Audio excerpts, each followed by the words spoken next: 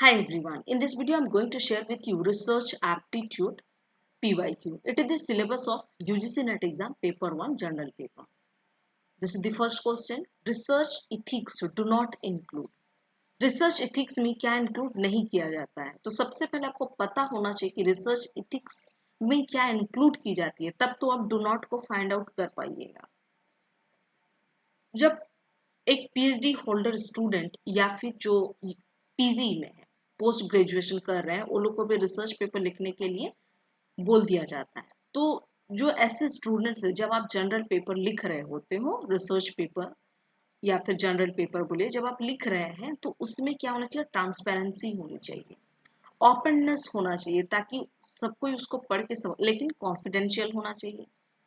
आप किसमें काम कर रहे हो पता है सबको, लेकिन एग्जैक्टली क्या कर रहे हो ये चीज किसी और को पता नहीं होनी चाहिए। एल्गोरिदम, आप जो एल्गोरिदम यूज कर रहे हो ये अपने फ्रेंड्स को भी नहीं बताना चाहिए, क्योंकि क्या होता है कि आपके फ्रेंड्स नहीं तो आपके एल्गोरिदम को चुरा लेंगे और वो लोग उस पेपर को पब्लिश कर देंगे, तो फिर आपने काम किया लेकिन किसी और को क्रेडिट जाती है, तो वो नहीं होनी चाहिए। आप किसी सेम टाइप का आप उसके एल्गोरिदम को चुरा करके कोई काम नहीं करोगे, दैट मीन्स आप खुद क्रेडिट नहीं लीजिएगा, आपके गाइड को भी इसमें ऊपर में रिस्पॉन्सिबल होता है। क्योंकि कभी भी जब आप रिसर्च पेपर लिखते, जब पब्लिश के लिए जाती है, तो पब्लिश होने से पहले आपका मेंटर, आपका गाइड उसको पढ़ता है, उसके बाद में वो पेपर को फॉरवर्ड किया जाता है पब्लिकेशन को।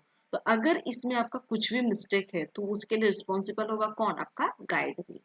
आपको सबको ध्यान में रख के काम करना है। तो क्या क्या बोला है रिसर्च एथिक्स में, honesty, objectivity, integrity, carefulness, openness, respect to intellectual property, confidentiality, responsible publication, responsible mentoring, respect for colleagues, social responsibility, non-discrimination, competence, legality, human subjects protection and animal care etc.